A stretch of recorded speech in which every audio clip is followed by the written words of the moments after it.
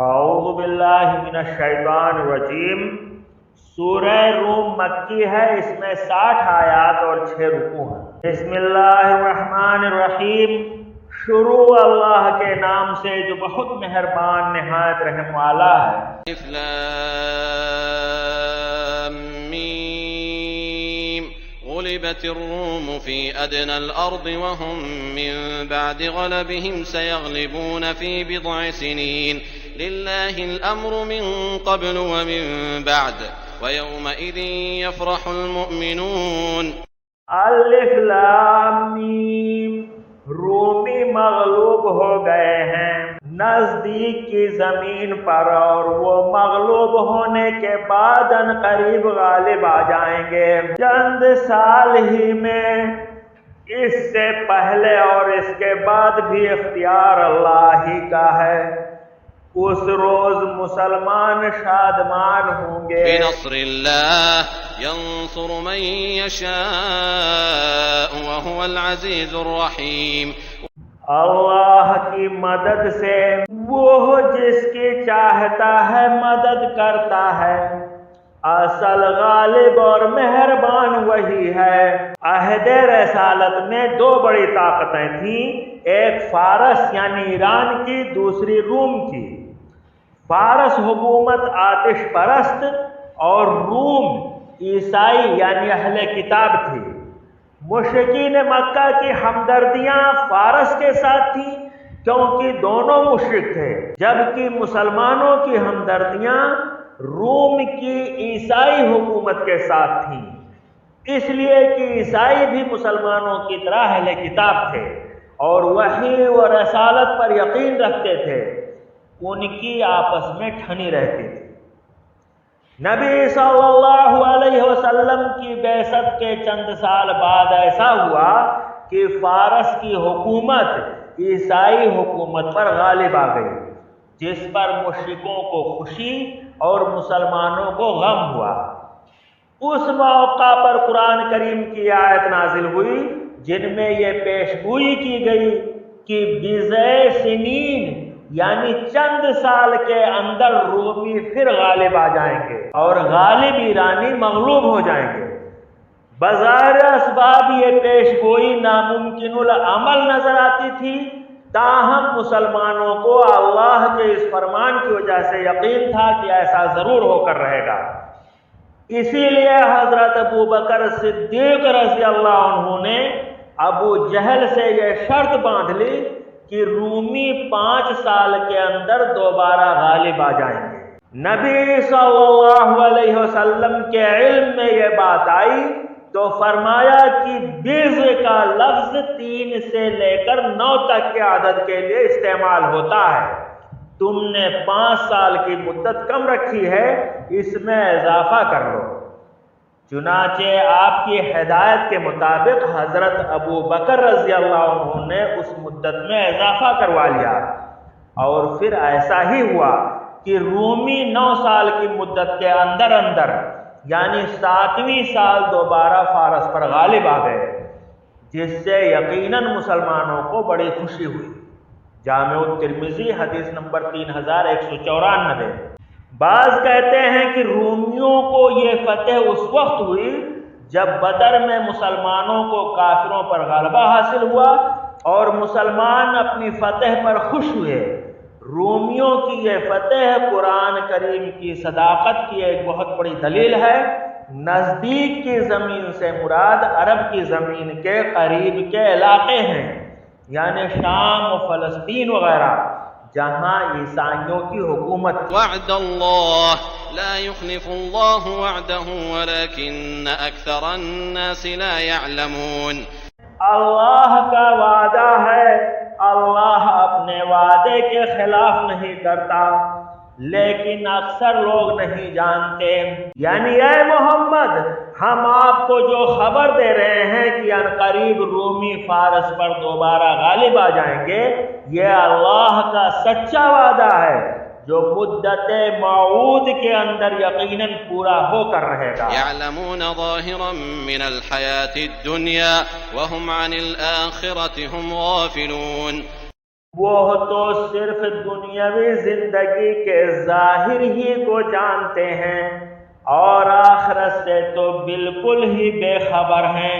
یعنی اکثر لوگوں کو دنیاوی معاملات کا خوب علم ہے، چنانچہ وہ ان میں تو اپنی چابک دستی اور مہارت فن کا مظاہرہ کرتے ہیں جن کا فائدہ عارضی اور چند روزہ ہے، لیکن آخرت کے معاملات سے یہ غافل ہیں جن کا نفع مستقل اور پائیدار ہے۔ یعنی دنیا کے امور کو خوب پہچانتے ہیں اور دین سے بالکل بے خبر ہیں۔ أولم يتفكروا في أنفسهم ما خلق الله السماوات والأرض وما بينهما إلا بالحق وأجل مسمى وإن كثيرا من الناس بلقاء ربهم لكافرون۔ کیا ان لوگوں نے اپنی جانوں میں غور نہیں کیا کہ اللہ نے آسمانوں اور زمین کو اور ان کے درمیان جو کچھ ہے سب کو بہترین قرینے سے مقرر وقت تک کے لیے ہی پیدا کیا ہے، یا ایک مقصد اور حق کے ساتھ پیدا کیا ہے، بے مقصد اور بیکار نہیں۔ اور وہ مقصد ہے کہ نیکوں کو ان کی نیکیوں کی جزا اور بدوں کو ان کی بدی کی سزا دی جائے۔ یعنی کیا وہ اپنے وجود پر غور نہیں کرتے کہ کس طرح اسے نیست سے ہست کیا اور پانی کے ایک حقیر قطرے سے اس کی تخلیق کی، پھر آسمان و زمین کا ایک خاص مقصد کے لیے وسیع و عریض سلسلہ قائم کیا، پھر ان سب کے لیے ایک خاص وقت مقرر کیا، یعنی قیامت کا دن، جس دن یہ سب کچھ فنا ہو جائے گا۔ مطلب یہ ہے کہ اگر وہ ان باتوں پر غور کرتے تو یقیناً اللہ کے وجود، اس کی ربوبیت و الوہیت اور اس کی قدرت مطلقہ کا انہیں ادراک و احساس ہو جاتا اور اس پر ایمان لے آتے۔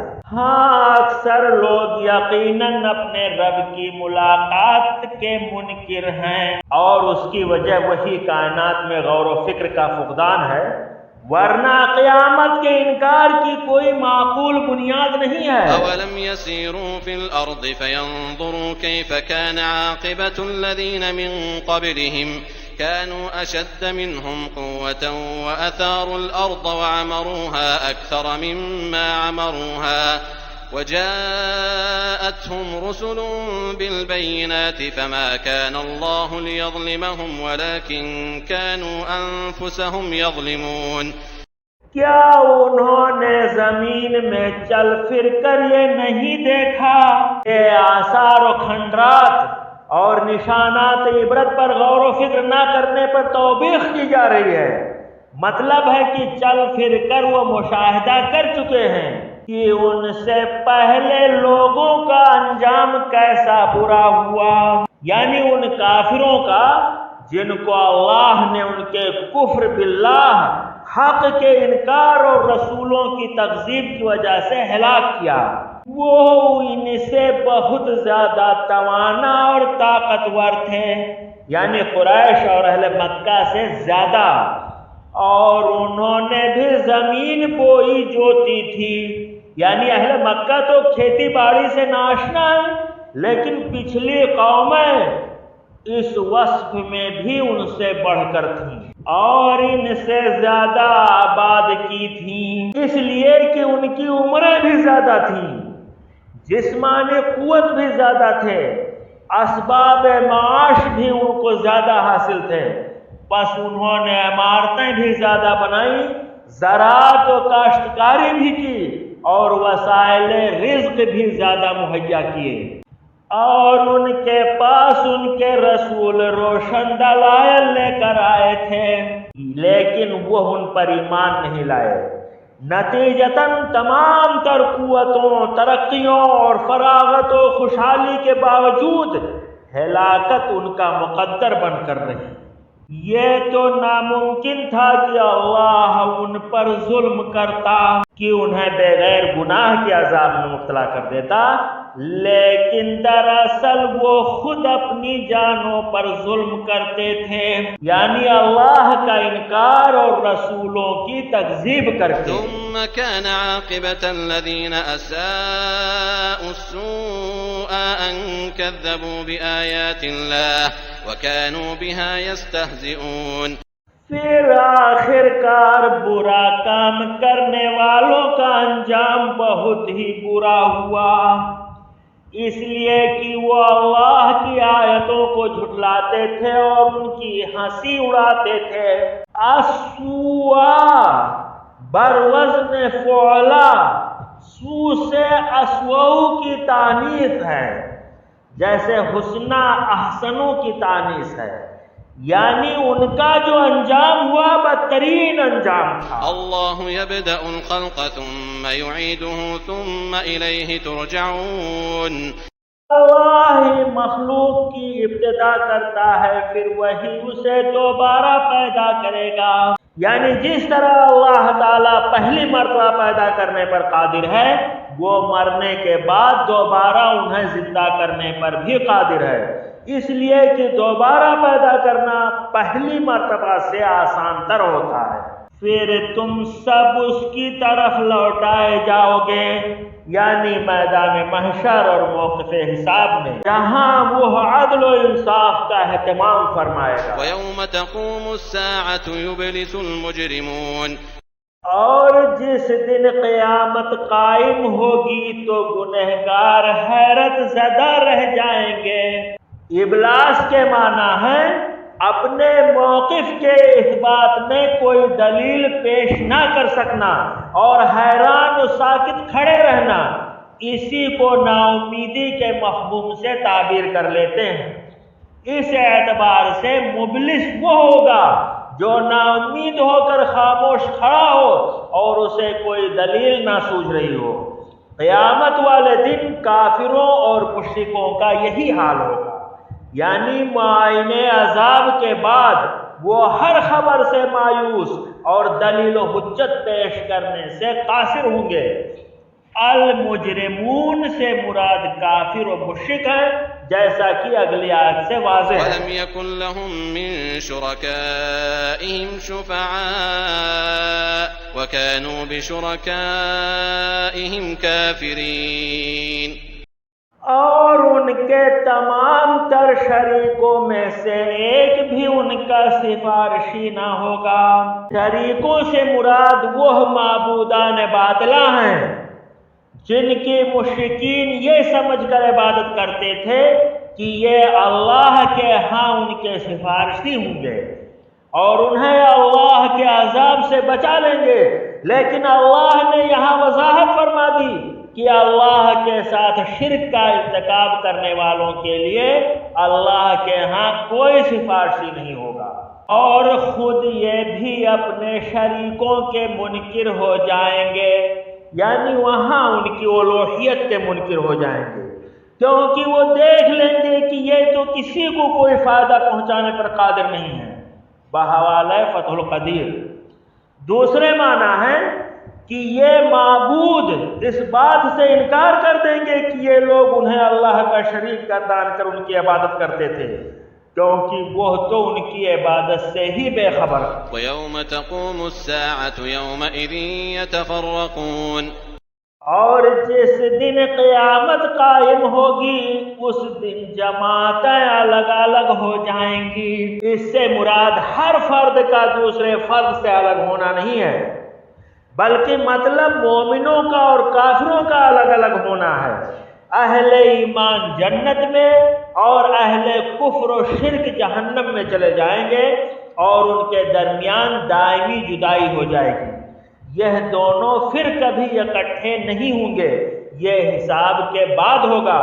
چنانچہ اسی علیحدگی کی وضاحت اگلی آیات میں کی جا رہی ہے۔ فَأَمَّا الَّذِينَ آمَنُوا وَعَمِلُوا الصَّالِحَاتِ فَهُمْ فِي رَوْضَةٍ يُحْبَرُونَ، تو ایمان لا کرنے کا عمل کرتے رہے وہ تو جنت میں خوش و خرم کر دیے جائیں گے، یعنی انہیں جنت میں اکرام و انعام سے نوازا جائے گا، جس سے وہ مزید خوش ہوں گے۔ وَأَمَّا الَّذِينَ كَفَرُوا وَكَذَّبُوا بِآيَاتِنَا وَلِقَاءِ الْآخِرَةِ فَأُولَئِكَ فِي الْعَذَابِ مُحْضَرُونَ۔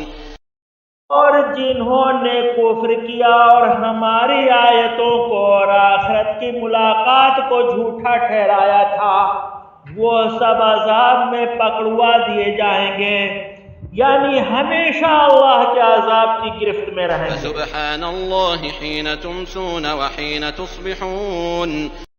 بس اللہ کی تسبیح پڑھا کرو جب کہ تم شام کرو اور جب صبح کرو۔ وَلَهُ الْحَمْدُ فِي السَّمَاوَاتِ وَالْأَرْضِ وَعَشِيًّا وَحِينَ تُظْهِرُونَ۔ تمام تعریفوں کے لائق آسمان و زمین میں صرف وہی ہے۔ تیسرے پہر کو اور ظہر کے وقت بھی اس کی پاکیزگی بیان کرو۔ یہ اللہ تعالیٰ کی طرف سے اپنی ذات مقدسہ کے لیے تسبیح و تحمید ہے، جس سے مقصد اپنے بندوں کی رہنمائی ہے کہ ان اوقات میں جو ایک دوسرے کے پیچھے آتے ہیں اور جو اس کے کمال قدرت و عظمت پر دلالت کرتے ہیں، اس کی تسبیح و تحمید کیا کرو۔ شام کا وقت رات کی تاریکی کا پیش خیمہ اور سپیدہ سحر دن کی روشنی کا پیامبر ہوتا ہے۔ عشاء شدت تاریکی کا اور ظہر خوب روشن ہو جانے کا وقت ہے۔ بس وہ ذات پاک ہے جو ان سب کی خالق ہے اور جس نے ان تمام اوقات میں الگ الگ فوائد رکھے ہیں۔ بعض کہتے ہیں کہ تسبیح سے مراد نماز ہے، اور دونوں آیات میں مذکور اوقات 5 نمازوں کے اوقات ہیں۔ تمسونا میں مغرب و عشاء، تصبحونا میں نماز فجر، عشیہ سحپہر میں عصر اور تظہرون میں نماز ظہر آ جاتی ہے۔ بحوالہ فتح القدیر جس حدیث میں ان دونوں آیات کو صبح و شام پڑھنے کی جو فضیلت بیان ہوئی ہے کہ اس سے شب و روز کی کوتاہیوں کا ازالہ ہو جاتا ہے، وہ ضعیف ہے، لہذا یہ فضیلت ثابت نہیں۔ سنن نبی داؤد حدیث نمبر 5076۔ يخرج الحي من الميت ويخرج الميت من الحي ويحيي الأرض بعد موتها وكذلك تخرجون۔ وہی زندہ کو مردہ سے اور مردہ کو زندہ سے نکالتا ہے، جیسے انڈے کو مرغی سے، مرغی کو انڈے سے، انسان کو نطفے سے، نطفے سے انسان کو، اور مومن کو کافر سے، کافر کو مومن سے پیدا فرماتا ہے۔ اور وہی زمین کو اس کی موت کے بعد زندہ کرتا ہے۔ اسی طرح تم بھی نکالے جاؤ گے، یعنی قبروں سے زندہ کر ومن کے۔ آیاته أن خلقكم من تراب ثم إذا أنتم بشر تنتشرون۔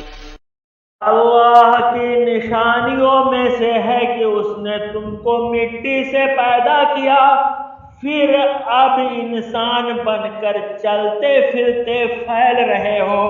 ایذا فجائیہ ہے، مقصود اس سے ان اطوار کی طرف اشارہ ہے جن سے گزر کر بچہ پورا انسان بنتا ہے، جس کی تفصیل قرآن میں دوسرے مقامات پر بیان کی گئی ہے۔ تنتشرون سے مراد انسان کا کسب معاش اور دیگر حاجات و ضروریات بشریہ کے لیے چلنا پھرنا ومن ہے۔ آياته أن خلق لكم من أنفسكم أزواجا لتسكنوا إليها وجعل بينكم مودة ورحمة إن في ذلك لآيات لقوم يتفكرون۔ اور اس کی نشانیوں میں سے ہے کہ تمہاری ہی جنس سے بیویاں پیدا کی، یعنی تمہاری ہی جنس سے عورتیں پیدا کی تاکہ وہ تمہاری بیویاں بنیں اور تم جوڑا جوڑا ہو جاؤ۔ ازواجہ عربی میں جوڑے کو کہتے ہیں، اس اعتبار سے مرد عورت کے لیے اور عورت مرد کے لیے زوج ہے۔ عورتوں کے جن سے بشر ہونے کا مطلب ہے کہ دنیا کی پہلی عورت حضرت حوا کو حضرت آدم علیہ السلام کی بائیں پسلی سے پیدا کیا گیا، پھر ان دونوں سے نسل انسانی کا سلسلہ چلا تاکہ تم ان سے آرام پاؤ۔ مطلب یہ ہے کہ اگر مرد اور عورت کی جنس ایک دوسرے سے مختلف ہوتی، مثلاً عورتیں جنات یا حیوانات میں سے ہوتی، تو ان سے وہ سکون کبھی حاصل نہ ہوتا جو اس وقت دونوں کے ایک ہی جنس سے ہونے کی وجہ سے حاصل ہوتا ہے، بلکہ ایک دوسرے سے نفرت و وحشت ہوتی۔ یہ اللہ تعالیٰ کی کمال رحمت ہے کہ اس نے انسانوں کی بیویاں انسان ہی بنائی، اس نے تمہارے درمیان محبت اور ہمدردی قائم کر دی۔ یقیناً غور و فکر کرنے والوں کے لیے اس میں بہت سی نشانیاں ہیں۔ مودت یہ ہے کہ مرد بیوی سے بے پناہ پیار کرتا ہے، اور ایسے ہی بیوی شوہر سے، جیسا کہ عام مشاہدہ ہے۔ ایسی محبت جو میاں بیوی کے درمیان ہوتی ہے دنیا میں کسی بھی دو شخصوں کے درمیان نہیں ہوتی۔ اور رحمت یہ ہے کہ مرد بیوی کو ہر طرح کی سہولت اور آسائشیں بہم پہنچاتا ہے جس کا مکلف اسے اللہ تعالیٰ نے بنایا ہے، اور ایسے ہی عورت بھی اپنی قدرت و اختیار کے دائرے میں ایسا کرتی ہے۔ تاہم انسان کو یہ سکون اور باہمی پیار انہی جوڑوں سے حاصل ہوتا ہے جو قانون شریعت کے مطابق باہم نکاح سے قائم ہوتے ہیں، اور اسلام انہی کو جوڑا قرار دیتا ہے۔ غیر قانونی جوڑوں کو وہ جوڑا ہی تسلیم نہیں کرتا، بلکہ انہیں زانی اور بدکار قرار دیتا ہے اور ان کے لیے سخت سزا تجویز کرتا ہے۔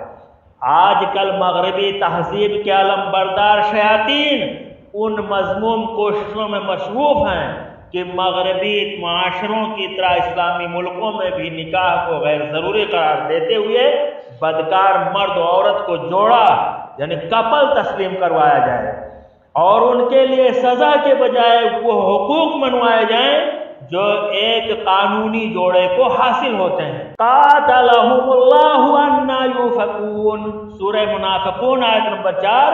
اللہ انہیں غارت کرے کہاں سے پھیرے جاتے ہیں۔ ومن آیاته خلق السماوات والأرض واختلاف ألسنتكم وألوانكم إن في ذلك لآيات للعالمين۔ اس کے قدرت کی نشانیوں میں سے آسمانوں اور زمین کی پیدائش اور تمہاری زبانوں اور رنگتوں کا اختلاف بھی ہے۔ دانش مندوں کے لیے اس میں یقیناً بڑی نشانیاں ہیں۔ دنیا میں اتنی زبانوں کا پیدا کر دینا بھی اللہ کی قدرت کی ایک بہت بڑی نشانی ہے۔ عربی، ترکی، انگریزی، فرانسیسی، جرمن، اردو، ہندی، پشتو، فارسی، سندھی، بلوچی وغیرہ بے شمار بین الاقوامی اور علاقائی زبانیں ہیں۔ پھر ہر زبان کے مختلف لہجے اور اسلوب ہیں۔ ایک انسان ہزاروں اور لاکھوں کے مجمع میں اپنی زبان اور اپنے لہجے سے پہچان لیا جاتا ہے کہ یہ شخص فلاں ملک کا اور فلاں علاقے کا ہے۔ صرف زبان ہی اس کا تعارف کرا دیتی ہے۔ اسی طرح ایک ہی ماں باپ یعنی آدم و حوا سے ہونے کے باوجود رنگ ایک دوسرے سے مختلف ہیں۔ کوئی کالا ہے، کوئی گورا، کوئی نیلگوں ہے تو کوئی گندمی رنگ کا۔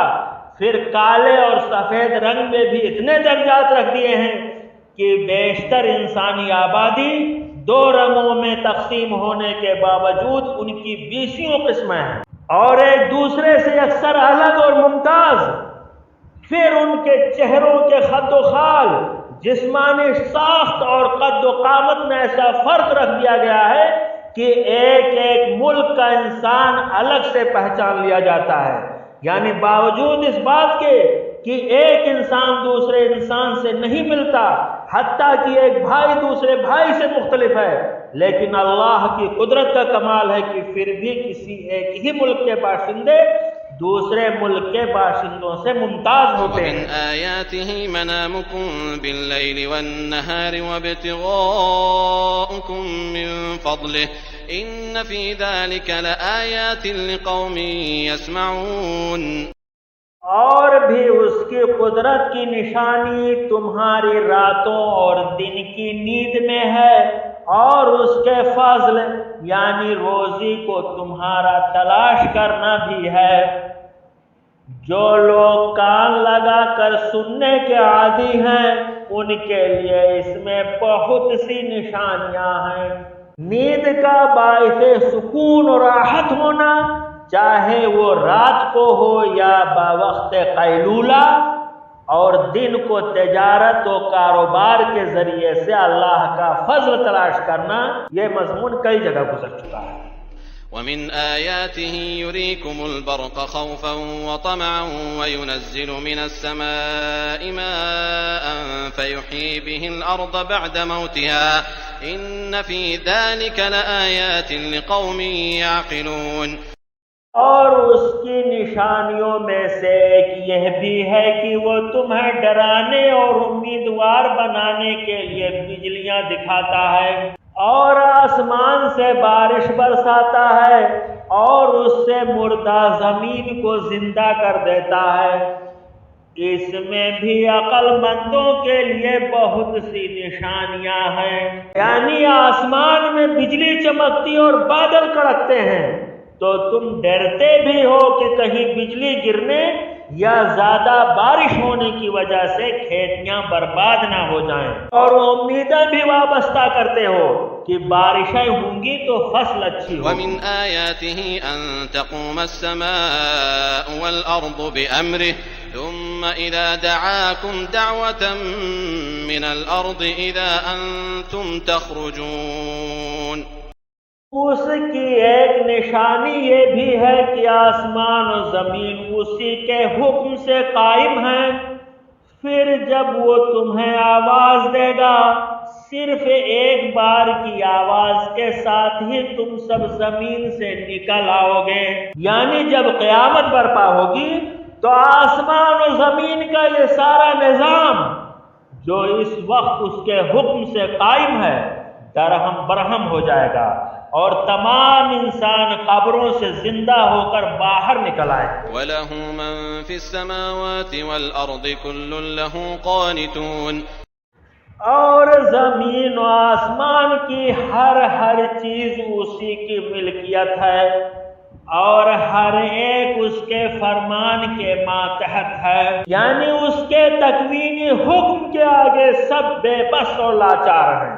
جیسے موت و حیات، صحت و مرض، ذلت و عزت وغیرہ میں کوئی اللہ کے حکم کے آگے دم نہیں مار سکتا۔ وَهُوَ الَّذِي يَبْدَأُ الْخَلْقَ ثُمَّ يُعِيدُهُ وَهُوَ أَهْوَنُ عَلَيْهِ وَلَهُ الْمَثَلُ الْأَعْلَى فِي السَّمَاوَاتِ وَالْأَرْضِ وَهُوَ الْعَزِيزُ الْحَكِيمُ۔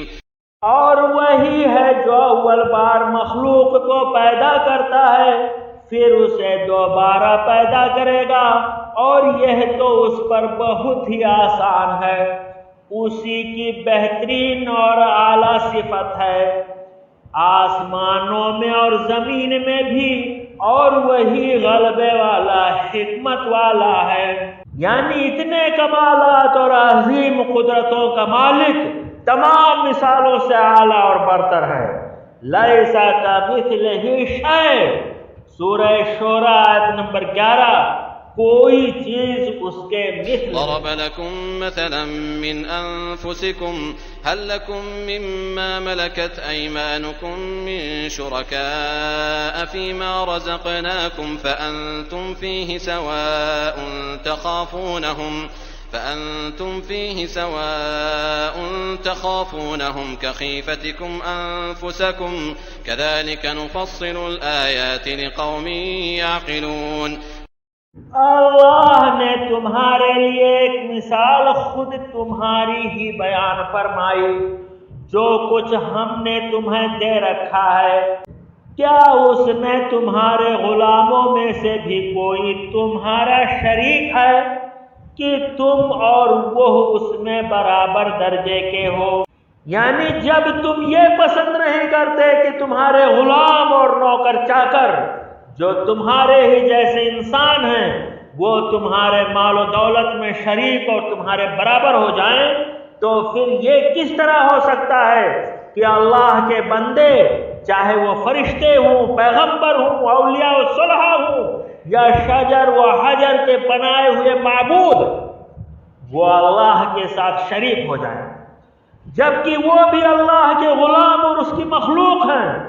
یعنی جس طرح پہلی بات نہیں ہو سکتی، دوسری بھی نہیں ہو سکتی۔ اس لیے اللہ کے ساتھ دوسروں کی عبادت کرنا اور انہیں بھی حاجت روا اور مشکل کشا سمجھنا اکثر غلط، اور تم ان کا ایسا خطرہ رکھتے ہو جیسا خود اپنوں کا۔ یعنی کیا تم اپنے غلاموں سے اس طرح ڈرتے ہو جس طرح تم آزاد لوگ آپس میں ایک دوسرے سے ڈرتے ہو؟ یعنی جس طرح مشترکہ کاروبار یا جائیداد میں سے خرچ کرتے ہوئے ڈر محسوس ہوتا ہے کہ دوسرے شریک باز پرس کریں گے، کیا تم اپنے غلاموں سے اس طرح ڈرتے ہو؟ یعنی نہیں ڈرتے، کیونکہ تم انہیں مال و دولت میں شریک قرار دے کر اپنا ہم مرتبہ بنا ہی نہیں سکتے، تو ان سے ڈر بھی کیسا؟ ہم عقل رکھنے والوں کے لیے اسی طرح کھول کھول کر آیتیں بیان کر دیتے ہیں، کیونکہ وہ اپنی عقلوں کو استعمال میں لا کر اور غور و فکر کا اہتمام کر کے آیات تنزیلیہ اور تکوینیہ سے فائدہ اٹھاتے ہیں، اور جو ایسا نہیں کرتے ان کی سمجھ میں توحید کا مسئلہ بھی نہیں آتا جو بالکل صاف اور نہایت واضح ہے۔ فَاتَّبَعَ الَّذِينَ ظَلَمُوا أَهْوَاءَهُم بِغَيْرِ عِلْمٍ فَمَن يَهْدِي مَنْ أَضَلَّ اللَّهُ وَمَا لَهُم مِّن نَّاصِرِينَ۔ بلکہ بات یہ ہے کہ یہ ظالم تو بغیر علم کے خواہش پرستی کر رہے ہیں، یعنی اس حقیقت کا انہیں ادراک ہی نہیں ہے کہ وہ علم سے بے بہرہ اور ضلالت کا شکار ہیں۔ وہ اسی بے علمی اور گمراہی کی وجہ سے وہ اپنی عقل کو کام میں لانے کی صلاحیت نہیں رکھتے اور اپنی نفسانی خواہشات اور آرائے فاسدہ کے پیروکار ہیں۔ اسے کون راہ دکھائے جسے اللہ راہ سے ہٹا دے، کیونکہ اللہ کی طرف سے ہدایت اسے ہی نصیب ہوتی ہے جس کے اندر ہدایت کی طلب اور آرزو ہوتی ہے۔ تو اس طلب صادق میں محروم ہوتے ہیں، انہیں گمراہی میں بھٹکنے کے لیے چھوڑ دیا جاتا ہے، اور ان کا ایک بھی مددگار نہیں، یعنی ان گمراہوں کا کوئی مددگار نہیں جو انہیں ہدایت سے بہرہور کر دے یا ان سے عذاب کو پھیر۔ فَأَقِمْ وَجْهَكَ لِلدِّينِ حَنِيفًا فِطْرَةَ اللَّهِ الَّتِي فَطَرَ النَّاسَ عَلَيْهَا لَا تَبْدِيلَ لِخَلْقِ اللَّهِ ذَلِكَ الدِّينُ الْقَيِّمُ وَلَكِنَّ أَكْثَرَ النَّاسِ لَا يَعْلَمُونَ۔ بس آپ یکسو ہو کر اپنا منہ دین کی طرف متوجہ ہوں، یعنی اللہ کی توحید اور اس کی عبادت پر قائم رہیں اور ادیان باطلہ کی طرف التفات ہی نہ کریں۔ اللہ کی وہ فطرت جس پر اس نے لوگوں کو پیدا کیا ہے۔ فطرت کے اصل معنی خلقت، پیدائش کے ہیں، یہاں مراد ملت اسلام و توحید ہے۔ مطلب یہ ہے کہ سب کی پیدائش بغیر مسلم و کافر کی تفریق کے اسلام اور توحید پر ہوئی ہے، اس لیے توحید ان کی فطرت یعنی جبلت میں شامل ہے، جس طرح کی عہد الستو سے واضح ہے۔ بعد میں بہت سو کو ماحول یا دیگر عوارض فطرت کی اس آواز کی طرف نہیں آنے دیتے جس کی وجہ سے وہ کفر پر ہی باقی رہتے ہیں، جس طرح نبی صلی اللہ علیہ وسلم کی حدیث ہے، ہر بچہ فطرت پر پیدا ہوتا ہے لیکن پھر اس کے ماں باپ اس کو یہودی، عیسائی یا مجوسی وغیرہ بنا دیتے ہیں۔ صحیح البخاری حدیث نمبر 4775، وہ صحیح مسلم حدیث نمبر 2658۔ اللہ کے بنائے کو بدلنا ممکن نہیں، یعنی اللہ کی اس خلقت فطرت کو تبدیل نہ کرو، بلکہ صحیح تربیت کے ذریعے سے اس کی نشو و نما کرو تاکہ ایمان و توحید بچوں کے دل و دماغ میں راسخ ہو جائے۔ یہ خبر بمعنی انشاء ہے، یعنی نفی نہیں کے معنی میں ہے۔ یہی سیدھا دین ہے، یعنی وہ دین جس کی طرف یکسو اور متوجہ ہونے کا حکم ہے، یا جو فطرت کا تقاضا ہے، وہ یہی دین قیم ہے۔ لیکن اکثر لوگ نہیں سمجھتے، اسی لیے وہ اسلام اور توحید سے ناآشنا رہتے۔ منیبین الیہ واتقوہ واقیموا الصلاة ولا تکونوا من المشرکین۔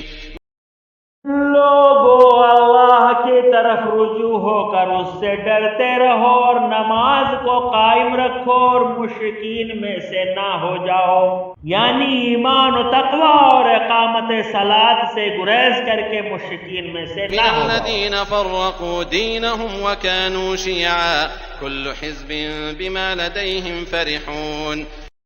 ان لوگوں میں سے جنہوں نے اپنے دین کو ٹکڑے ٹکڑے کر دیا اور خود بھی گروہ گروہ ہو گئے، یعنی اصل دین کو چھوڑ کر یا اس میں منمانی تبدیلیاں کر کے الگ الگ فرقوں میں بٹ گئے، جیسے کوئی یہودی، کوئی نصرانی اور کوئی مجوسی وغیرہ ہو گیا۔ ہر گروہ اس چیز پر جو اس کے پاس ہے مگن ہے، یعنی ہر فرقہ اور گروہ سمجھتا ہے کہ وہ حق پر ہے اور دوسرے باطل پر، اور جو سہارے انہوں نے تلاش کر رکھے ہیں، جن کو وہ دلائل سے تعبیر کرتے ہیں، ان پر خوش اور مطمئن ہیں۔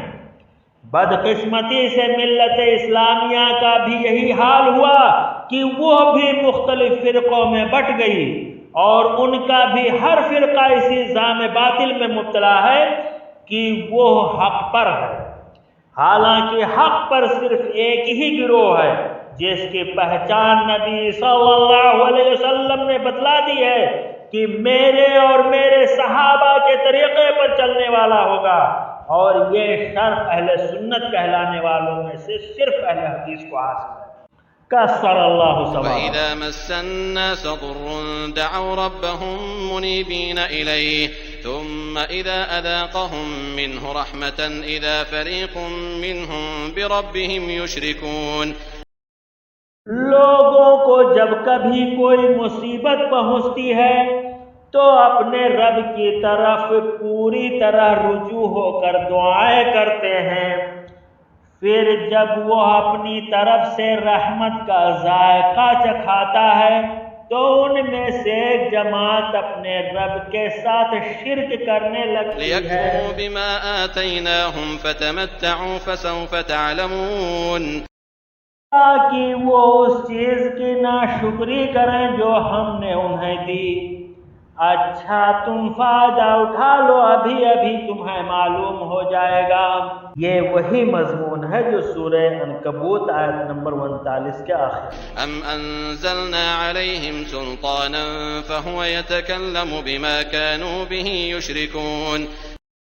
کیا ہم نے ان پر کوئی دلیل نازل کی ہے جو اسے بیان کرے جسے یہ اللہ کے ساتھ شریک کر رہے ہیں؟ یہ استفہام انکاری ہے، یعنی یہ جن کو اللہ کا شریک گردانتے ہیں اور ان کی عبادت کرتے ہیں، یہ بلا دلیل ہے۔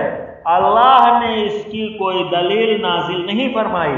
بھلا اللہ تعالیٰ شرک کے اس بات و جواز کے لیے کس طرح کوئی دلیل اتار سکتا تھا، جبکہ اس نے سارے پیغمبر بھیجے ہی اس لیے تھے کہ وہ شرک کی تردید اور توحید کا اثبات کریں۔ چنانچہ ہر پیغمبر نے آ کر سب سے پہلے اپنی قوم کو توحید ہی کا آغاز کیا، اور آج اہل توحید مسلمانوں کو بھی نام نہاد مسلمانوں میں توحید و سنت کا آغاز کرنا پڑ رہا ہے، کیونکہ مسلمان عوام کی اکثریت شرک و بدعت میں مبتلا ہے۔ هداهم الله وَإِذَا أَذَقْنَا النَّاسَ رَحْمَةً فَرِحُوا بِهَا وَإِن تُصِبْهُمْ سَيِّئَةٌ بِمَا قَدَّمَتْ أَيْدِيهِمْ إِذَا هُمْ يَقْنَطُونَ۔ اور جب ہم لوگوں کو رحمت کا مزہ چکھاتے ہیں تو وہ خوب خوش ہو جاتے ہیں، اور اگر انہیں ان کے ہاتھوں کے کرتوت کی وجہ سے کوئی برائی پہنچے تو ایک دم وہ محض نا امید ہو جاتے ہیں۔ یہ وہی مضمون ہے جو سورہ ہود آیت نمبر 11 میں گزرا، اور جو انسانوں کی اکثریت کا شیوا ہے کہ راحت میں وہ اترانے لگتے ہیں اور مصیبت میں نا امید ہو جاتے ہیں۔ البتہ اہل ایمان اس سے مستثنا ہے، وہ تکلیف میں صبر اور راحت میں اللہ کا شکر یعنی عمل صالح کرتے ہیں۔ یوں دونوں حالتیں ان کے لیے خیر اور اجر و ثواب کا باعث۔ أولم يروا أن الله يبسط الرزق لمن يشاء ويقدر إن في ذلك لآيات لقوم يؤمنون۔ کیا انہوں نے یہ نہیں دیکھا کہ اللہ جسے چاہے کشادہ روزی دیتا ہے اور جسے چاہے تنگ؟ اس میں بھی ان لوگوں کے لیے جو ایمان لاتے ہیں نشانیاں ہیں، یعنی اپنی حکمت و مصلحت سے وہ کسی کو مال و دولت زیادہ اور کسی کو کم دیتا ہے، حتیٰ کہ بعض دفعہ عقل و شعور میں اور ظاہری اسباب و وسائل میں دو انسان ایک جیسے ہی محسوس ہوتے ہیں، ایک جیسا ہی کاروبار بھی شروع کرتے ہیں، لیکن ایک کے کاروبار کو خوب فروغ ملتا ہے اور اس کے وارے نیارے ہو جاتے ہیں، جبکہ دوسرے شخص کا کاروبار محدود ہی رہتا ہے اور اسے وسعت نصیب نہیں ہوتی۔ آخر یہ کون ہے جس کے پاس تمام اختیارات ہیں اور وہ اس قسم کے تصرفات فرماتا ہے؟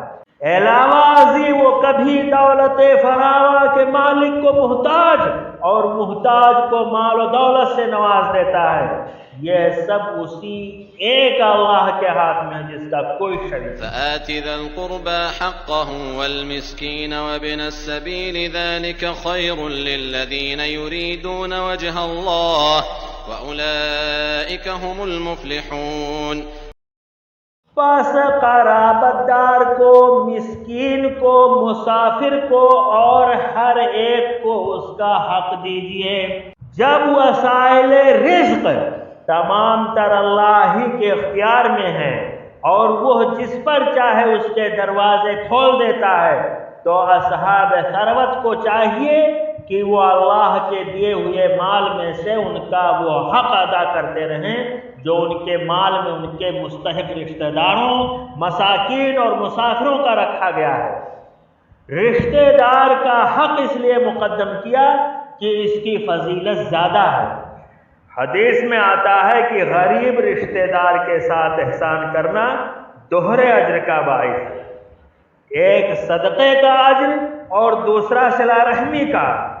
علاوہ ازیں اسے حق سے تعبیر کر کے اس طرف بھی اشارہ فرما دیا کہ امداد کر کے ان پر تم احسان نہیں کرو گے بلکہ ایک حق ہی کی ادائیگی کرو گے۔ یہ ان کے لیے بہتر ہے جو اللہ کا چہرہ دیکھنا چاہتے ہوں، ایسے ہی لوگ نجات پانے والے ہیں، یعنی جنت میں اس کے دیدار سے مسرت۔ وما آتيتم من ربا ليربو في أموال الناس فلا يربو عند الله وما آتيتم من زكاة تريدون وجه الله فأولئك هم المضعفون۔ تم جو سود پر دیتے ہو کہ لوگوں کے مال میں بڑھتا رہے، وہ اللہ کے ہاں نہیں بڑھتا، یعنی سود سے بظاہر اضافہ معلوم ہوتا ہے لیکن در حقیقت ایسا نہیں ہوتا، بلکہ اس کی نحوست بالآخر دنیا و آخرت میں تباہی کا باعث ہے۔ حضرت ابن عباس رضی اللہ عنہما اور متعدد صحابہ و تابعین نے اس آیت میں ربا سے مراد سود، بیاج نہیں بلکہ وہ ہدیہ اور تحفہ لیا ہے جو کوئی غریب آدمی کسی مالدار کو، رعایا کا کوئی فرد بادشاہ یا حکمران کو، اور ایک خادم اپنے مخدوم کو اس نیت سے دیتا ہے کہ وہ اس کے بدلے میں مجھے اس سے زیادہ دے گا۔ اسے ربا سے اسی لیے تعبیر کیا گیا ہے کہ دیتے وقت اس میں زیادتی کی نیت ہوتی ہے۔ یہ اگرچہ مباح ہے تاہم اللہ کے ہاں اس پر اجر نہیں ملے گا۔ فلا یربو عند اللہ سے اسی اخروی اجر کی نفی ہے۔ اس صورت میں ترجمہ ہوگا جو تم عطیہ دو اس نیت سے کہ واپسی کی صورت میں زیادہ ملے، پس اللہ کے ہاں اس کا ثواب نہیں۔ بحوالہ ابن کثیر و ایسر التفاسیر۔ اس سے نیوتا کی رقم اور سلامی کا عدم جواز بھی ثابت ہوتا ہے جو شادی بیاہ کے موقع پر رشتہ دار ایک دوسرے کو دیتے ہیں۔ اس میں ابتدا شاید تعاون کے جذبے سے ہی ہوئی، لیکن اب یہ قرض کی صورت اختیار کر گئی ہے جس کی ادائیگی ضروری سمجھی جاتی ہے، اور عام طور پر اسے اضافے کے ساتھ ہی لوٹایا جاتا ہے۔ یوں اس میں سود کی آمیزش بھی ہو جاتی ہے، اس لیے اس رواج اور طریقے کو بھی شرعاً ختم کرنا ضروری ہے۔ اور جو کچھ صدقہ زکوٰۃ تم اللہ کے چہرے کی طلب یعنی خوشنودی کے لیے دو تو ایسے لوگ ہی ہیں اپنا مال دو چند کرنے والے۔ زکوٰۃ و صدقات سے ایک تو روحانی و معنوی اضافہ ہوتا ہے، یعنی بقیہ مال میں اللہ کی طرف سے برکت ڈال دی جاتی ہے، دوسرے قیامت والے دن اس کا اجر و ثواب کئی گنا ملے گا، جس طرح حدیث میں ہے کہ حلال کمائی سے ایک کھجور کے برابر صدقہ بڑھ کر پہاڑ کے برابر یا اس سے بھی زیادہ ہو جائے گا۔ صحیح مسلم حدیث نمبر 1014۔ اللہ الذي خلقكم ثم رزقكم ثم يميتكم ثم يحييكم هل من شركائكم من يفعل من ذلكم من شيء سبحانه وتعالى عما يشركون۔ اللہ وہ ہے جس نے تمہیں پیدا کیا، پھر روزی دی، پھر مار ڈالے گا، پھر زندہ کر دے گا۔ بتاؤ تمہارے شریکوں میں سے کوئی بھی ایسا ہے جو ان میں سے کچھ بھی کر سکتا ہو؟ اللہ کے لیے پاکی اور برتری ہے ہر اس شریک سے جو یہ لوگ مقرر کرتے ہیں۔ ظہر الفساد فی البر والبحر بما کسبت ایدی الناس لیذیقہم بعض الذی عملوا لعلہم یرجعون۔ خشکی اور تری میں لوگوں کی بدعمالیوں کے باعث فساد پھیل گیا، اس لیے کہ انہیں ان کے بعض کرتوتوں کا پھل اللہ چکھا دے۔ بہت ممکن ہے کہ وہ باز آ جائیں۔ خشکی سے مراد انسانی آبادیاں اور تری سے مراد سمندری راستے اور ساحلی آبادیاں ہیں۔ فساد سے مراد ہر وہ بگاڑ ہے جس سے انسان کے معاشرے اور آبادیوں میں امن و سکون تہوالا اور ان کے عیش و آرام میں خلل واقع ہو۔ اس لیے اس کا اطلاق معاصی و سیئات پر بھی صحیح ہے کہ انسان ایک دوسرے پر ظلم کر رہے ہیں، اللہ کی حدوں کو پامال اور اخلاقی ضابطوں کو توڑ رہے ہیں، اور قتل و خونریزی عام ہو گئی ہے، اور ان عارضی و سماوی آفات پر بھی اس کا اطلاق صحیح ہے جو اللہ کی طرف سے بطور سزا و تنبیہ نازل ہوتی ہے، جیسے قحط، کثرت موت، خوف اور سیلاب وغیرہ۔ مطلب یہ ہے کہ جب انسان اللہ کی نافرمانیوں کو اپنا وتیرہ بنا لیں تو پھر مکافات عمل کے طور پر اللہ تعالیٰ کی طرف سے انسانوں کے اعمال و کردار کا رخ برائیوں کی طرف پھر جاتا ہے، اور زمین فساد سے بھر جاتی ہے، امن و سکون ختم اور اس کی جگہ خوف و دہشت، سلب و نہب اور قتل و غارت گری عام ہو جاتی ہے۔ اس کے ساتھ ساتھ بعض دفعہ آفات عرضی و سماوی کا بھی نزول ہوتا ہے۔ مقصد اس سے یہی ہوتا ہے کہ اس عام بگاڑ یا آفات الہیہ کو دیکھ کر شاید لوگ گناہوں سے باز آ جائیں، توبہ تلہ کر لیں اور ان کا رجوع اللہ کی طرف ہو جائے۔ اس کے برعکس جس معاشرے کا نظام اطاعت الہی پر قائم ہو اور اللہ کی حد نافذ ہو، ظلم کی جگہ عدل کا دورہ ہو، وہاں امن و سکون اور اللہ کی طرف سے خیر و برکت کا نزول ہوتا ہے۔ جس طرح ایک حدیث میں آتا ہے، زمین میں اللہ کی ایک حد کا قائم کرنا وہاں کے انسانوں کے لیے 40 روز کی بارش سے بہتر ہے۔ سنن نسائی حدیث نمبر 4909، وہ سنن ابن ماجہ حدیث نمبر 2538۔ اسی طرح یہ حدیث ہے کہ جب ایک بدکار یعنی فاجر آدمی فوت ہوتا ہے تو بندے ہی اس سے راحت محسوس نہیں کرتے، شہر بھی اور درخت اور جانور بھی آرام پاتے ہیں۔ صحیح البخاری حدیث نمبر 6512، وہ صحیح مسلم حدیث نمبر 950۔ قل سیروا فی الارض فانظروا کیف کان عاقبۃ الذین من قبل کان اکثرهم مشرکین۔ کہہ دیجئے کہ زمین میں چل پھر کر دیکھو تو صحیح کہ پہلے لوگوں کا انجام کیا ہوا، جن میں اکثر لوگ مشرک تھے۔ شرک کا خاص طور پر ذکر کیا کہ یہ سب سے بڑا گناہ ہے۔ علاوہ ازیں اس میں دیگر سیئات و معاصی بھی آ جاتی ہیں، کیونکہ ان کا ارتکاب بھی انسان اپنے نفس کی بندگی ہی اختیار کر کے کرتا ہے، اسی لیے اسے بعض لوگ عملی شرک سے تعبیر کرتے ہیں۔ فَأَقِمْ وَجْهَكَ لِلدِّينِ الْقَيِّمِ مِنْ قَبْلِ أَنْ يَأْتِيَ يَوْمٌ لَا مَرَدَّ لَهُ مِنَ اللَّهِ يَوْمَئِذٍ يَصَّدَّعُونَ۔ بس آپ اپنا رخ اس سچے اور سیدھے دین کی طرف ہی رکھیں، قابل اس کے کہ وہ دن آ جائے جس کا ٹل جانا اللہ کی طرف سے ہے ہی نہیں، یعنی اس دن کے آنے کو کوئی روک نہیں سکتا۔ اس لیے اس دن یعنی قیامت کے آنے سے پہلے اطاعت الہی کا راستہ اختیار کر لے اور نیکیوں سے اپنا دامن بھر لے۔ اس دن سب متفرق ہو جائیں گے، یعنی دو گروہوں میں تقسیم ہو جائیں گے، ایک مومنوں کا، دوسرا کافروں من کا۔ كفر فعليه كفره ومن عمل صالحا فلأنفسهم يمهدون۔ کفر کرنے والوں پر ان کے کفر کا وبال ہوگا اور نیک کام کرنے والے اپنی ہی آرام گاہ سنوار رہے ہیں۔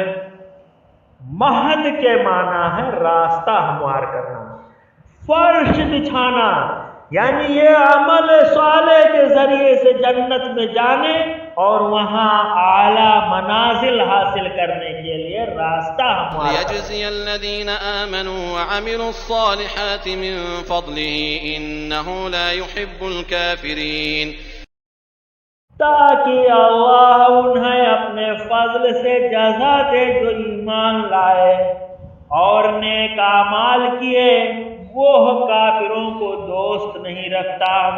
یعنی محض نیکیاں دخول جنت کے لیے کافی نہیں ہوں گی جب تک ان کے ساتھ اللہ کا فضل بھی شامل حال نہ ہوگا، بس وہ اپنے فضل سے ایک ایک نیکی کا اجر 10 سے 700 گنا تک بلکہ اس سے زیادہ بھی ومن آياته أن يرسل الرياح مبشرات وليذيقكم من رحمته ولتجري الفلك بأمره ولتبتغوا من فضله ولعلكم تشكرون۔ کی نشانیوں میں سے خوشخبریاں دینے والی ہواؤں کا چلانا بھی ہے، یعنی یہ ہوائیں بارش کی پیامبر ہوتی ہیں، اس لیے کہ تمہیں اپنی رحمت کا مزہ چکھائے۔ یعنی بارش سے انسان بھی لذت و سرور محسوس کرتا ہے اور فصلیں بھی لہلہا اٹھتی ہیں، اور اس لیے بھی کہ اس کے حکم سے کشتیاں چلائیں، یعنی ان ہواؤں کے ذریعے سے کشتیاں بھی چلتی ہیں، مراد بادبانی کشتیاں ہیں۔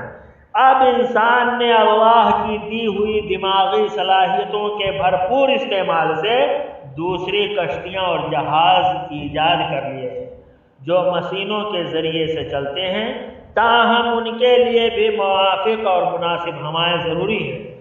اسی طرح اللہ تعالیٰ انہیں بھی طوفانی موجوں کے ذریعے سے غرق آب کر دینے پر قادر ہے، اور اس لیے کہ اس کے فضل کو تم ڈھونڈو، یعنی ان کے ذریعے سے مختلف ممالک میں آ جا کر تجارت و کاروبار کر کے، اور اس لیے کہ تم شکر گزاری کرو ان ظاہری و باطنی نعمتوں پر جن کا کوئی شمار ہی نہیں۔ یعنی یہ ساری سہولتیں اللہ تعالیٰ تمہیں اس لیے بہم پہنچاتا ہے کہ تم اپنی زندگی میں ان سے فائدہ اٹھاؤ اور اللہ کی بندگی و اطاعت بھی کرو۔ وَلَقَدْ أَرْسَلْنَا مِن قَبْلِكَ رُسُلًا إِلَىٰ قَوْمِهِمْ فَجَاءُوهُم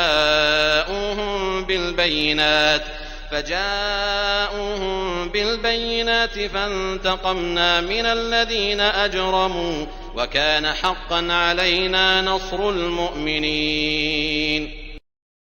اور ہم نے آپ سے پہلے بھی اپنے رسولوں کو ان کی قوم کی طرف بھیجا، وہ ان کے پاس دلیلیں لائے، پھر ہم نے گنہگاروں سے انتقام لیا، اور ہم پر مومنوں کی مدد کرنا لازم ہے۔ یعنی اے محمد صلی اللہ علیہ وسلم، جس طرح ہم نے آپ کو رسول بنا کر آپ کی قوم کی طرف بھیجا ہے، اسی طرح آپ سے پہلے بھی رسول ان کی قوموں کی طرف بھیجے، ان کے ساتھ دلائل و معجزات بھی تھے، لیکن قوموں نے ان کی تکذیب کی، ان پر ایمان نہیں لائے۔ بالآخر ان کے اس جرم تکذیب اور ارتکاب معصیت پر ہم نے انہیں اپنی سزا و تعزیر کا نشانہ بنایا، اور اہل ایمان کی نصرت و تائید کی جو ہم پر لازم ہے۔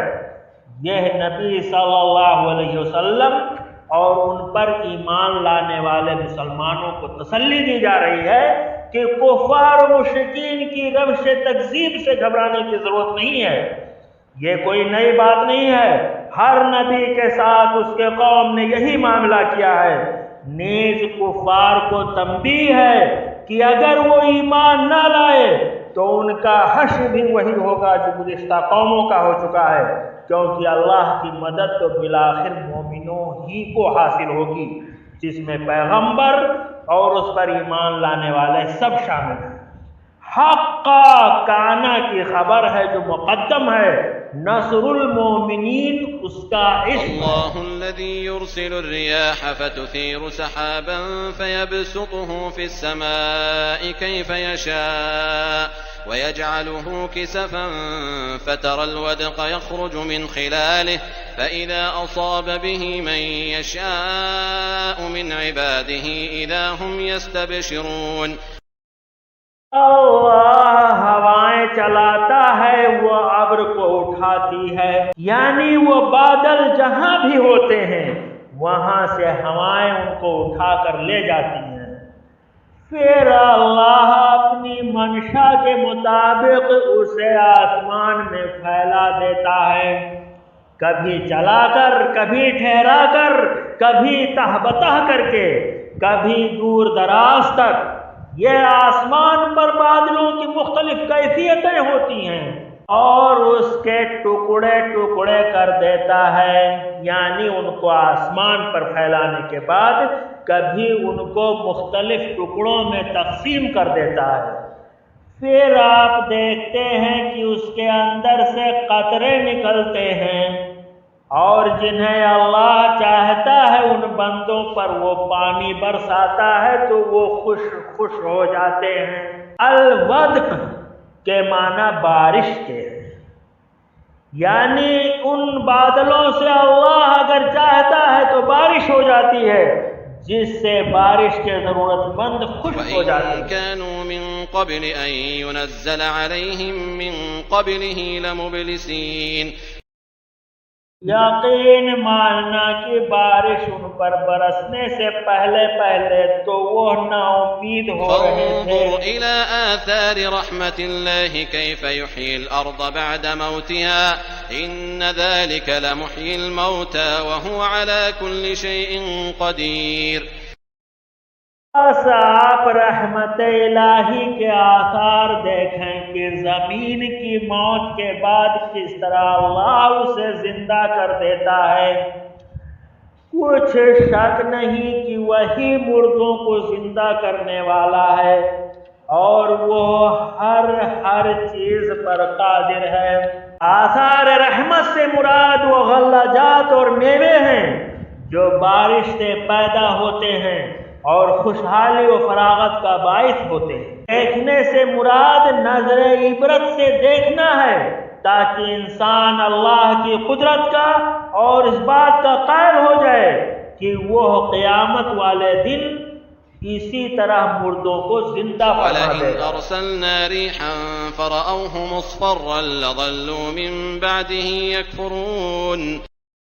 اور اگر ہم بادیں تند چلا دیں اور یہ لوگ انہی کھیتوں کو مرجھائی ہوئی زرد پڑی ہوئی دیکھ لیں تو پھر اس کے بعد ناشکری کرنے لگیں. یعنی انہی کھیتوں کو جن کو ہم نے بارش کے ذریعے سے شاداب کیا تھا اگر سخت یعنی گرم یا ٹھنڈی ہوائیں چلا کر ان کی ہریالی کو زردی میں بدل دیں یعنی تیار فصل کو تباہ کر دیں تو یہی بارش سے خوش ہونے والے اللہ کی ناشکری پر اتر آئے. مطلب یہ ہے کہ اللہ کو نہ ماننے والے صبر اور حوصلے سے بھی محروم ہوتے ہیں. ذرا سی بات پر مارے خوشی کے پھولے نہیں سماتے اور ذرا سی ابتلا پر فوراً نا امید اور گریہ کناں ہو جاتے ہیں.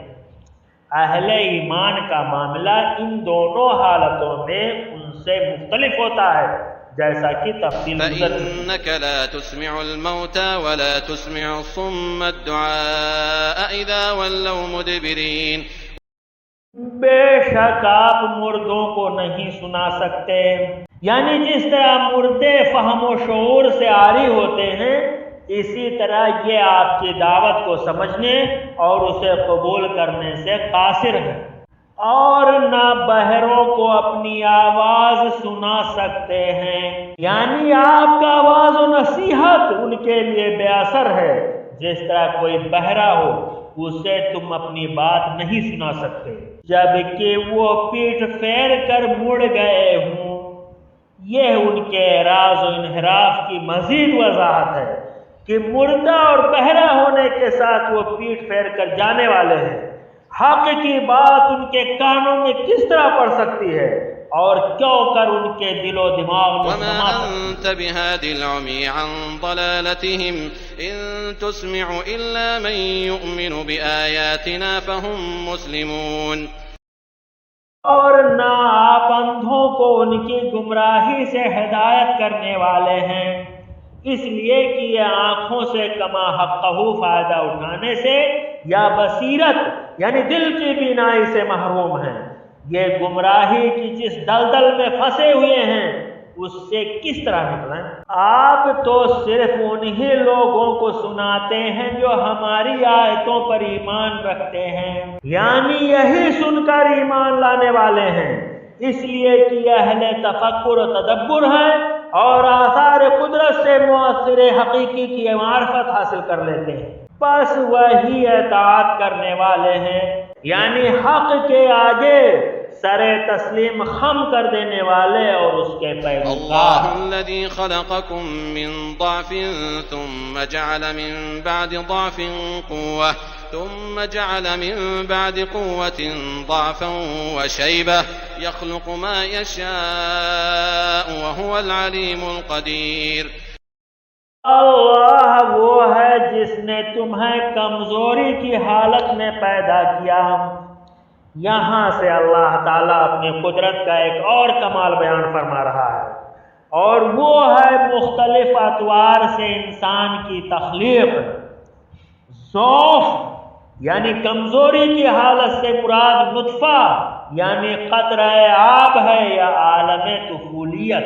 پھر اس کمزوری کے بعد توانائی دی یعنی جوانی جس میں قوائے عقلی و جسمانی کی تکمیل ہو جاتی ہے. پھر اس توانائی کے بعد کمزوری اور بڑھاپا دیا۔ کمزوری سے مراد کہولت کی عمر ہے، جس میں عقلی و جسمانی قوتوں میں نقصان کا آغاز ہو جاتا ہے، اور بڑھاپے سے مراد شیخوخت کا وہ دور ہے جس میں ذوق بڑھ جاتا ہے، ہمت پست، ہاتھ پاؤں کی حرکت اور گرفت کمزور، بال سفید اور تمام ظاہری و باطنی صفات متغیر ہو جاتی ہیں۔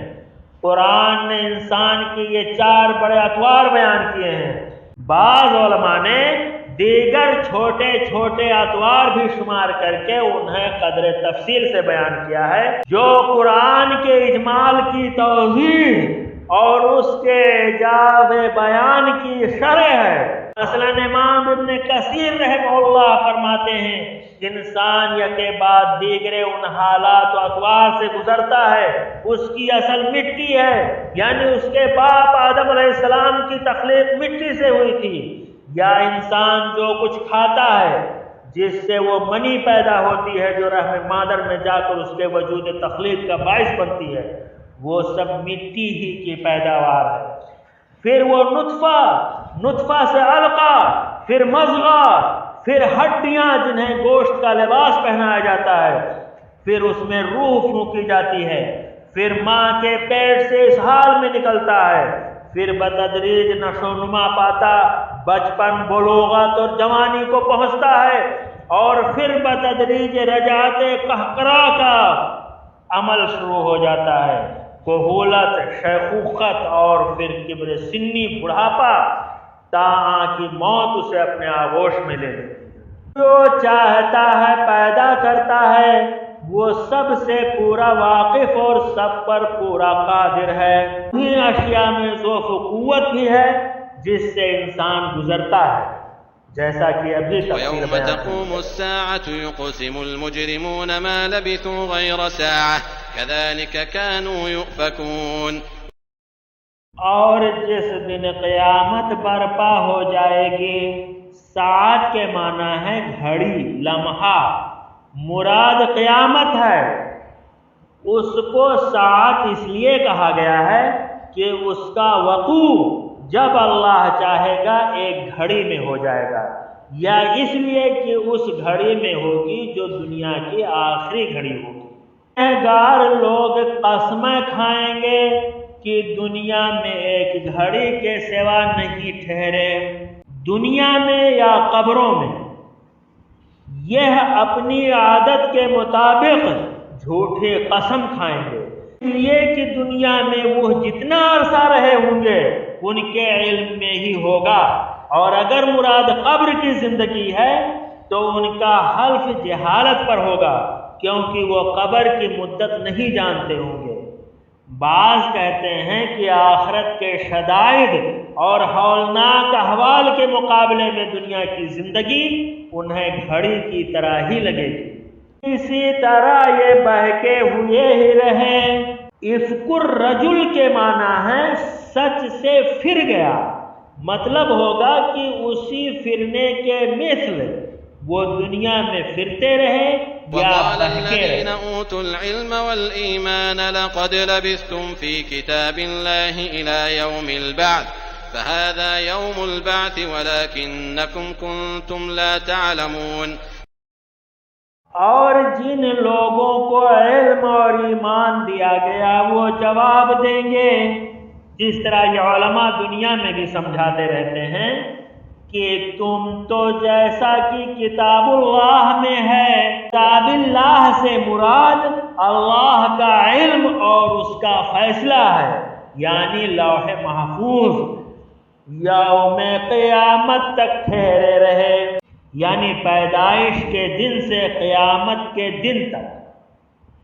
آج کا یہ دن قیامت ہی کا دن ہے، لیکن تم تو یقین ہی نہیں کرتے تھے کہ وہ آئے گی، بلکہ استہزاء اور تکذیب کے طور پر تم اس کا مطالبہ کرتے تھے۔ فَيَوْمَئِذٍ لَا يَنفَعُ الَّذِينَ ظَلَمُوا مَعْذِرَتُهُمْ وَلَا هُمْ يُسْتَعْتَبُونَ۔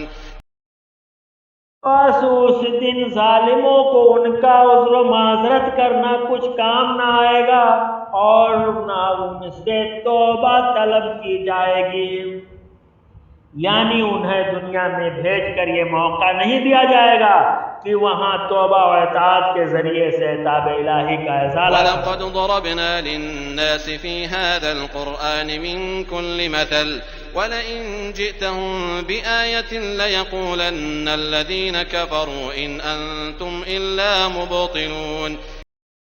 بے شک ہم نے اس قرآن میں لوگوں کے سامنے کل مثالیں بیان کر دی ہیں جن سے اللہ کی توحید کا اثبات اور رسولوں کی صداقت واضح ہوتی ہے، اور اسی طرح شرک کی تردید اور اس کا بطلان نمایاں ہوتا ہے۔ آپ ان کے پاس کوئی بھی نشانی لائیں، وہ قرآن کریم کی پیش کردہ کوئی دلیل ہو یا ان کی خواہش کے مطابق کوئی معجزہ وغیرہ، یہ کافر تو یہی کہیں گے کہ تم بالکل جھوٹے ہو، یعنی جادو وغیرہ کے پیروکار۔ مطلب یہ ہے کہ بڑی سے بڑی نشانی اور واضح سے واضح دلیل بھی اگر وہ دیکھ لیں گے تب بھی ایمان بہرحال نہیں لائیں گے۔